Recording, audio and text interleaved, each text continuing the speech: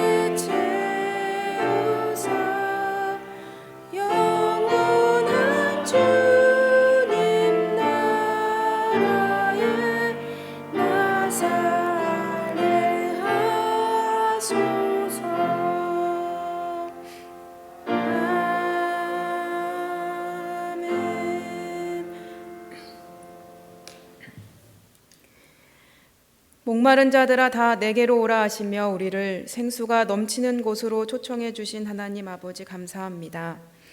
주님의 그 부르심에 응답하여 저희들이 감사와 찬송의 소리를 바라며 성전으로 올라왔습니다. 이 시간에는 우리로 하여금 세상의 걱정과 근심을 다 내려놓게 하시고 온전히 주님만 바라보며 예배하게 하옵소서. 우리의 삶의 풍성한 열매가 맺히게 하여 주옵소서. 우리의 갈급한 마음과 주린 영혼에 영생의 물과 생명의 떡으로 채워 주시옵소서. 예수님의 이름으로 기원하옵나이다. 아멘. 나는 전능하신 아버지 하나님 천지의 창조주를 믿습니다. 그의 유일하신 아들 우리 주 예수 그리스도를 믿습니다. 그는 성령으로 잉태되어 동정녀 마리아에게서 나시고 본디오 빌라도에게 고난을 받아 십자가에 못 박혀 죽으시고 장사된 지 사흘 만에 죽은 자 가운데서 다시 살아나셨으며 하늘에 오르시어 전능하신 아버지 하나님 우편에 앉아 계시다가 거기로부터 살아있는 자와 죽은 자를 심판하러 오십니다. 나는 성령을 믿으며 거룩한 공교회와 성도의 교제와 죄를 용서받는 것과 몸의 부활과 영생을 믿습니다. 아멘.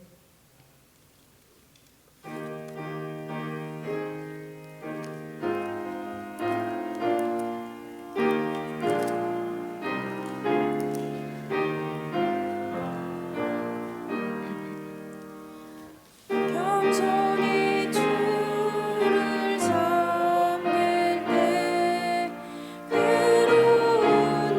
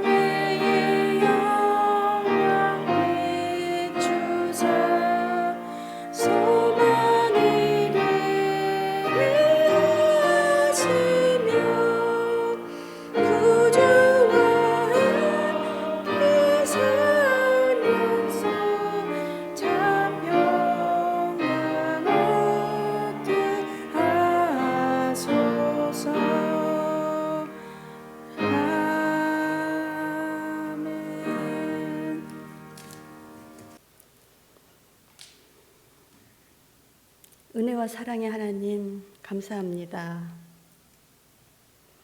만물이 소생하는 계절을 맞아 길가에는 풀과 나무에 우미 돋게 하시고 싹이 나게 하셔서 새 봄날을 알려주시니 감사합니다. 하나님, 우리 구주 예수를 더욱 사랑하게 하옵소서. 우리를 살리시기 위하여 하늘 영광을 버리시고 이 땅에 오신 주님 감사합니다. 우리의 구원을 위해서 고난의 짐을 우리 대신 짊어지신 주님, 주님의 거룩하신 발 앞에 엎드려 우리의 마음과 뜻을 내려놓사오니 긍휼히 여겨 주옵소서. 주님 앞에 너무나도 보잘것없는 사람을 이처럼 은혜로 인도하여 주시사 오늘도 함께 하시니 감사합니다.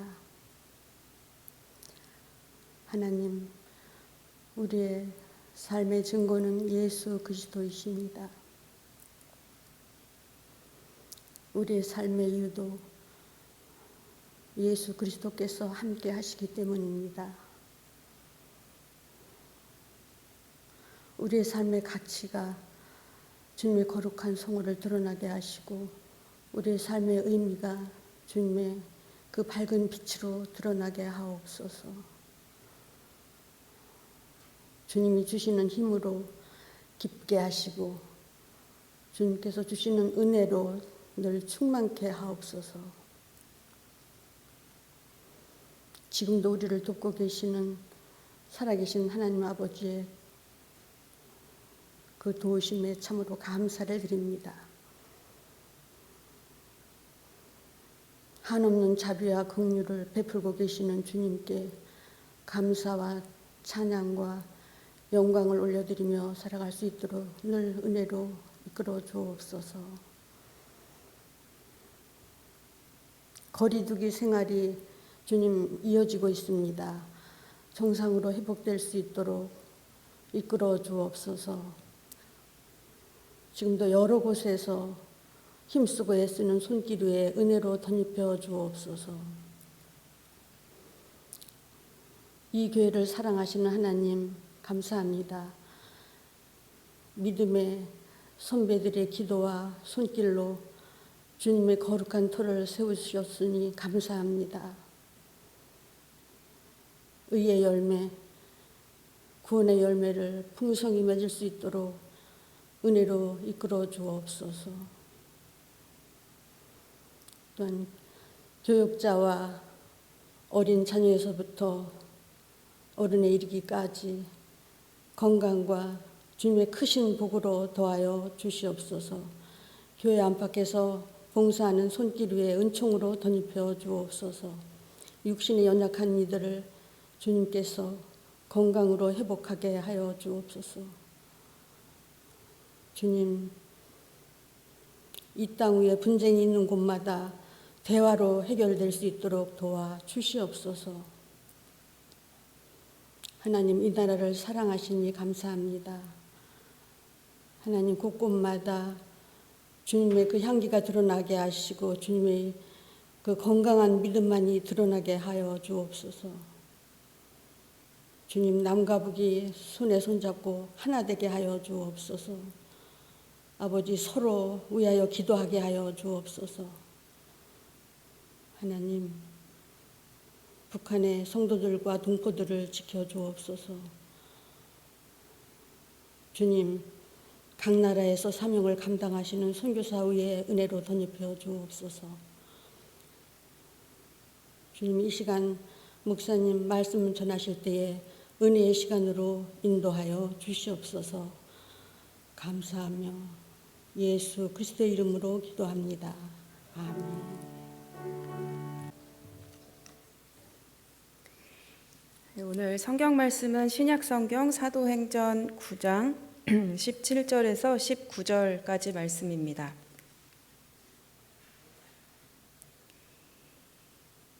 사도행전 9장 17절에서 19절까지 말씀을 우리 함께 봉독하겠습니다. 아나니아가 떠나 그 집에 들어가서 그에게 안수하여 이르되 형제 사울아, 주 곧 내가 오는 길에서 나타나셨던 예수께서 나를 보내어 너로 다시 보게 하시고 성령으로 충만하게 하신다 하니 즉시 사울의 눈에서 비늘 같은 것이 벗겨져 다시 보게 된지라.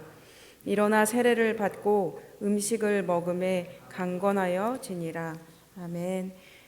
네, 우리 함께 인사하실까요? 하나님이 함께 하십니다. 네.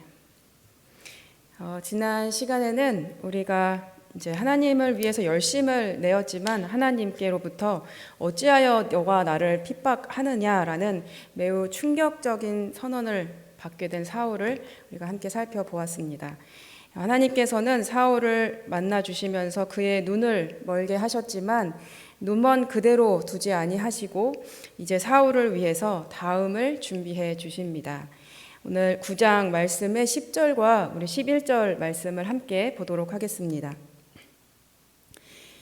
그때 다메섹에 아나니아라는 제자가 있더니 주께서 환상 중에 불러 이르되 아나니아야 하시거늘 대답하되 주여 내가 여기 있나이다 하니 주께서 이르시되 일어나 직가라 하는 거리로 가서 유다의 집에서 5 사울이라 하는 사람을 찾으라.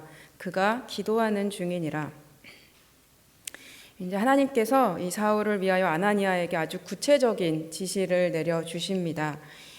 직가라는 이 주소를 알려 주시고 또 사울이라는 그 사람의 이름을 이야기해 주시면서 이 직가로 가서 사울이라는 사람을 찾아라라고 말씀해 주십니다.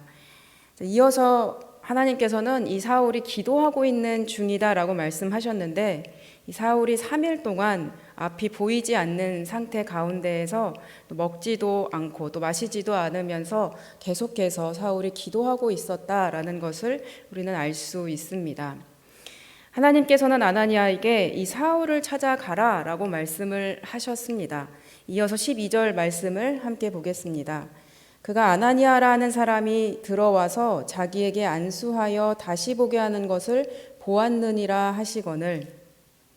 이어지는 그라고 하는 것은 이제 사울을 뜻합니다. 그러니까 사울이 기도하고 있는데 하나님께서 사울에게 아나니아라는 사람이 와서 사울에게 안수하여 다시 보게 하는 것을 사울이 보았다라는 것입니다. 이 기도하는 중에 사울이 기도하는 중에 하나님께서는 이 환상을 통해서 이 아나니아라는 사람이 사울에게 와서 안수해 눈을 뜨게 하실 것이다라는 환상을 보여주셨습니다. 여기서 보게 하는 것을 보았다라고 하였는데 이 본다라는 것은 실제로 우리가 보는 것이 아니라 이 마음으로 영으로 보고 있다라는 것을 뜻합니다. 하나님께서는 이 사울의 육적인 눈을 닫게 하시고 영적인 눈을 열어주셨습니다. 그래서 사울에게 하나님을 찾을 수 있는 눈을 열어주셨다라는 것입니다. 사울이 하나님만을 집중할 수 있게 해주셨습니다. 그러자 아나니아가 무엇이라고 말을 하게 되느냐? 13절과 이어지는 14절 말씀을 우리 함께 보겠습니다. 아나니아가 대답하되 주여 이 사람에 대하여 내가 여러 사람에게 듣사온즉 그가 예루살렘에서 주의 성도에게 적지 않은 해를 끼쳤다 하더니 여기서도 주의 이름을 부르는 모든 사람을 결박할 권한을 대제사장들에게 가서 받았나이다 하거늘. 그러니까 한마디로 아나니아는 하나님께 이렇게 이야기하고 있는 것입니다. 사울이라는 사람이 예루살렘에 적지 않은 해를 끼치는 사람입니다. 그래서 나는 그 악명 높은 사울이라는 그 사람에게 사실 가고 싶지 않다라는 것을 하나님께 말하고 있는 것이죠. 여기서 보면 23절에 주의 성도라는 단어가 등장합니다. 사도행전에서 성도라는 단어가 처음 사용된 구절인데 우리가 이것을 보고서 초대교회에서 이 성도라는 표현을 사용했다라는 것도 우리는 알 수 있습니다. 이 성도를 초대교회에서 사용할 때 어떻게 사용했느냐? 14절 말씀을 보면 이 주의 이름을 부르는 모든 사람들이라고 성도라는 표현을 바꾸어서 표현하고 있습니다. 이 성도는 주의 이름을 부르는 사람입니다. 로마서 10장 13절 말씀을 보게 되면 누구든지 주의 이름을 부르는 자들은 구원을 받으리라 라고 바울이 이야기한 바가 있습니다. 바로 주의 이름을 부르면 구원을 받게 된다라는 것입니다. 근데 이때 그냥 주님하고 이름을 부르는 것을 뜻하는 것이 아니라 이 주님께서 그리스도이시고 하나님의 아들을 믿는 사람들이 바로 성도이다, 구원을 받게 된다라는 것을 뜻합니다. 이 아나니아는 이 사람은 주를 믿는 사람들을 박해하는 사람이라 내가 그에게 가는 것이 어려울 것 같다라고 하나님께 이야기합니다. 이 근심과 또 걱정으로, 자신의 걱정으로 반문하는 아나니아에게 하나님께서는 무엇이라고 말씀하시는가? 이것이 15절과 16절 말씀입니다. 주께서 말씀하시되 가라, 이 사람은 내 이름을 이방인과 임금들과 또 이스라엘 자손들에게 전하기 위하여 택한 나의 그릇이라. 그가 내 이름을 위하여 얼마나 고난을 받아야 할 것을 내가 그에게 보이리라 하시니. 하나님께서는 가라라고 명령하며 말씀을 이어나가십니다. 이 사울이 이방인과 임금들과 그리고 이스라엘 자손들에게 내 이름을 전할 내가 택한 그릇이다라고 그에 대해서 설명해 주십니다. 하나님께서는 이미 사울을 택하셨었고 그리고 사울을 자신이 택한 그릇, 즉 선택된 사람으로 세우셨는데 어떤 사람으로 세우셨느냐? 첫 번째 이방인들에게 자신의 이름을 전할 사람으로 택하셨고 두 번째 여기서 말하는 임금이라는 것은 바로 세속적인 권력자들을 뜻합니다. 이 세속적인 권력자들을 위해서 세웠고 또 마지막으로는 이스라엘 자손들에게 복음을 증거하는 그런 나의 선택된 자로 이 사울을 세웠다라고 아나니아에게 설명해 주십니다. 이어서 하나님께서는 사울이 그런 사명과 함께 16절 말씀에 고난도 함께 받게 될 것이다 라는 것을 말씀해 주십니다. 그리고 하나님께서는 아나니아뿐 아니라 사울에게도 그의 사명을 말씀해 주셨는데 이 사울의 눈이 닫히게 된 3일 동안 이 사울이 열심히 하나님 앞에서 기도할 때 하나님께서는 그의 죄악된 모습도 보게 하시고 또 회개의 눈물도 흘리게 하시면서 거기서 그치는 것이 아니라 그를 위로하시며 앞으로 이제 너가 어떻게 살게 될 것이다 라는 하나님을 믿고 난 후 새로운 사명을 보게 하십니다. 그리고 거기에 따라 고난이 있을 것이다 라는 것도 환상으로 보게 해 주셨습니다. 17절 말씀입니다.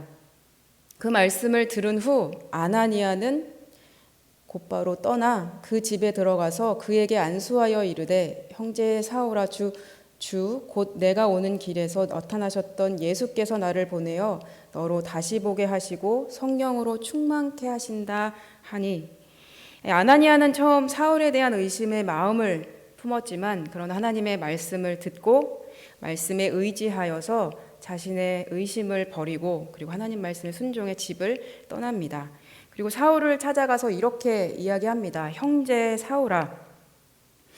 이 형제라는 호칭은 이 초대교회 기독교에서 기독교 공동체의 일원으로서 서로 함께 부를 때 부르는 호칭이었습니다. 그러니까 아나니아가 지금까지는 적대적이었던 기독교인들에게 적이었던 사울에게 이 하나님의 말씀을 듣고 그 하나님의 말씀에 받아들여서 그를 형제로 받아들이고 있다라는 것을 우리는 볼 수 있습니다. 또 자신을 설명할 때 예수님께서 나를 보내셨다라는 말을 사용하면서 자신을 드러내기보다는 하나님의 말씀에 순종한 보냄을 받은 자이다라고 자신을 설명하고 있는 것도 우리는 볼 수 있습니다. 그리고 하나님의 명령대로 말씀을 전합니다. 하나님께서 너를 다시 보게 하실 것이고 그리고 성령 충만케 하실 것이다. 여기서 사용된 성령 충만이라는 단어는 보통 성령 충만이라는 단어를 사용할 때는 점차적으로 차오른다라고 라는 뜻으로 사용될 때도 있고 갑자기 급속하게 채우다라는 뜻으로 사용될 때가 있는데 여기서 사용된 성령 충만하다는 갑자기 차오르다, 급속하게 채워주신다라는 뜻으로 사용된 단어입니다. 하나님께서 사울에게 급속하게 성령 충만함을 주시고 그리고 18절 말씀을 보니까 즉시 눈에서 비늘 같은 것이 벗겨지며 육체적으로 다시 보게 하십니다. 그리고 이제 사울은 세례를 받게 됩니다. 좀 재밌는 것은 이전에 사마리아 상황 가운데에서는 하나님께서 믿게 된 사람들에게 세례를 먼저 주셨지만 이 사울에게는 안수를 먼저 받고 또 성령을 받게 하시고 그리고 나서 세례를 받게 하심을 볼 수 있습니다. 이 사도행전을 보면 이렇게 하나님의 역사는 어떤 틀에 정해져 있고 맞춰져 있는 것이 아니라 또 상황과 또 사람에 맞게 하나님께서 다양하게 역사하심을 우리는 볼 수 있습니다. 그래서 우리가 보통 내가 만난 하나님을 남에게 강조하거나 그것이 하나님의 전부라고 생각하는데 그러나 성경에서는 여러 가지 다양한 모습으로 하나님께서 역사하심을 우리는 볼 수 있다, 알 수 있다라는 것을 사도행전을 통해 볼 수 있습니다. 이렇게 하나님께서는 사울의 눈을 뜨게 하기 위해서 이 세 가지를 준비해 주셨습니다. 첫 번째는 바로 아나니아를 준비해 주셨습니다. 이 성령이 충만한 아나니아를 하나님께서는 사울에게 보내시면서 이 아나니아는 사실 사도도 아니었고 또 교회의 유명한 지도자도 아니었지만 이 하나님의 말씀에 순종해서 갈 만큼의 성령이 충만한 사람이었습니다. 이 눈이 멀게 하신 하나님께서 사울의 눈을 멀게 하신 하나님께서 눈을 뜨게 할 시기를 예비하시고 이 성령이 충만한 사람을 그에게 보내주셨다라는 것입니다. 그리고 두 번째 사울의 눈에서 비늘이 떨어졌다라고 표현하고 있는데 이 사울은 사실 보기는 보아도 보지 못한 상태였던 그 사울에게 종교에는 충실했지만 그러나 하나님과의 진정한 교제가 없었던 사울에게 이 눈먼 시간을 통하여서 진정으로 하나님과 교제할 수 있는 그 시간을 허락하셨습니다. 그래서 이 아나니아를 통해 안수를 받을 때 눈이 그냥 뜨여지게 된 것이 아니라 이 사울의 비늘이 띄어졌다. 영적으로 하나님과 교제할 수 있는 사람이 될 수 있었다라는 것을 우리는 볼 수 있습니다. 그리고 마지막 사울은 성령 충만함을 받았다라고 성경에서는 전하고 있는데 이제 사울은 하나님을 만나고 믿게 되면서 앞으로 이제 자신이 무엇을 위해서 그리고 어떻게 살아야 하는지를 하나님께서 알려주셨다라는 것입니다. 성령님께서 사울이 너가 누군지에 대해서 알려주셨고 그리고 이제 보이지 않는 영적인 세계를 향해서 이제 사울은 살아가게 됩니다. 그렇다면 여기서 오늘 등장한 아나니아의 역할은 어떤 역할이었습니까?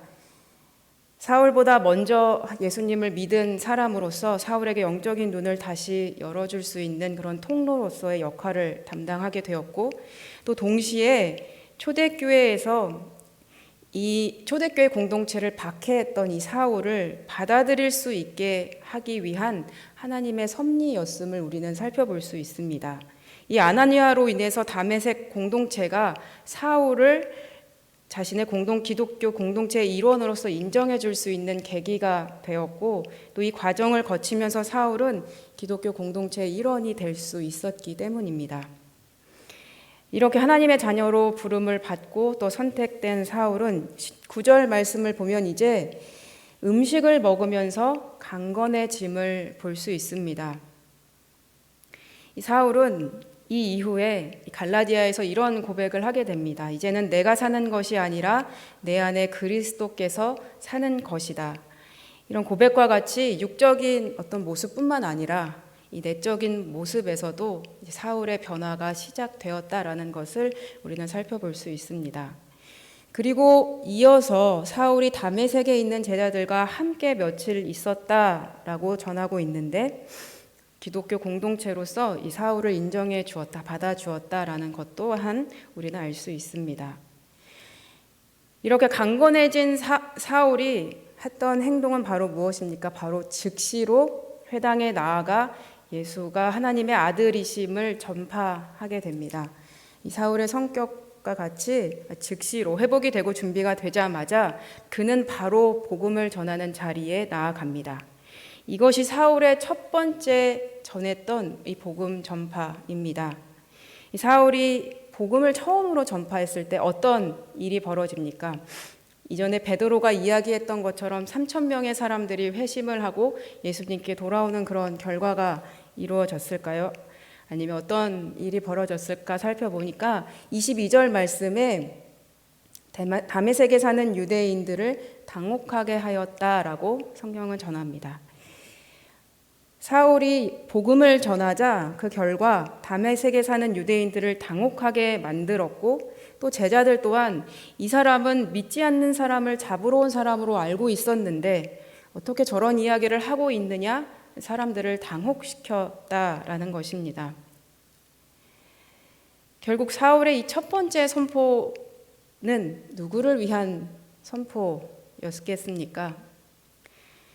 바로 사울의 자기 자신을 위한 선포, 설교였음을 우리는 볼 수 있습니다. 예수가 하나님의 아들이시고 그리스도이시다, 이것을 알려주신 이가 하나님 아버지이시다라는 자신의 믿음을 바로 그 태도를 분명하게 하는 그런 선포였을 것입니다. 오늘 본문에서와 같이 하나님께서는 이 사울에 맞는 특별한 방식으로 그를 변화시켜 주시고 계심을 볼 수 있습니다. 하나님께서 왜 그렇게 하셨습니까? 이렇게 해야지만 사울을 변화시키고 움직일 수 있기 때문이었을 것입니다. 하나님께서는 그렇게 사울을 세워가시고 부르시고 또 세워가시고 복음을 전하는 사람으로 세워가십니다. 사랑하는 여러분, 하나님의 방법과 또 역사하심은 다양합니다. 그리고 사울을 이끄시는 그 하나님께서도 우리를 불러주셨기 때문에 우리가 이 자리에 앉아서 또 하나님을 예배하고 또 하나님을 섬기며 각자의 자리에 맞는 방법으로 또 이웃을 사랑하며 섬기고 있을 줄을 믿습니다. 그 하나님께서 앞으로도 우리와 함께 하실 거고 또 그래서 우리는 어떠한 순간에도 하나님을 신뢰하며 힘을 내어서 살아갈 수 있어야 할 것입니다. 사람을 당혹하게 했던 사울의 선포 이후에 사울은 어떻게 했습니까? 사울은 선포하고 전파해서 사람들을 당혹시켰으나 한 명도 회심을 하지 못하게 했으나 그러나 그는 더 힘을 내서 전파했다라고 성경은 우리에게 말하고 있습니다. 사랑하는 여러분, 각자의 자리에서 힘이 들다 할지라도 하나님께서 우리를 불러주신 그 사명대로 우리가 힘을 내어서 다시 또 살아가야 하겠습니다. 오늘 우리가 이 본문을 함께 묵상하면서 한 가지 기도 제목을 가지고 같이 기도하기를 원합니다. 우리 함께 기도하실 때에 하나님께서 사울의 눈을 뜨게 하실 때에 사울의 눈에 붙어있는 비늘을 떨어뜨려 주셨다라고 말씀해 주셨습니다. 오늘 우리의 눈에 붙어져 있는 비늘은 무엇입니까? 내 눈에 욕심에 대한 비늘이 붙어져 있는지, 두려움에 대한 비늘이 붙어져 있는지, 하나님 앞에서 하나님을 보지 못하게 하는 그 떨어져야 하는 비늘이 무엇인지 오늘 이 시간 가운데 성령 하나님께 도우심을 구하면서 하나님 앞에 기도하시길 바랍니다. 우리 함께 잠시 기도하시겠습니다.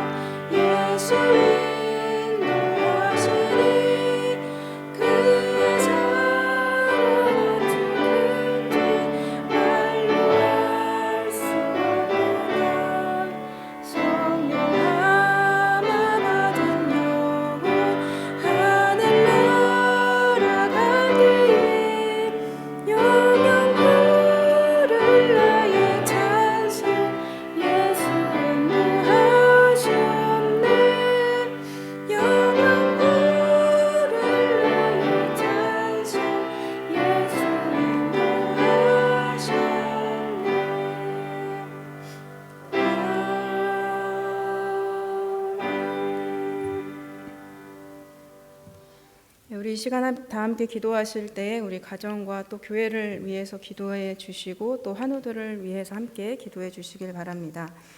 또 특별히 원지견 선교사님의 건강이 좀 많이 악화되셨습니다. 선교사님과 또 가정을 위해서 함께 기도해 주시고 또 마치시는 대로 돌아가시길 바랍니다.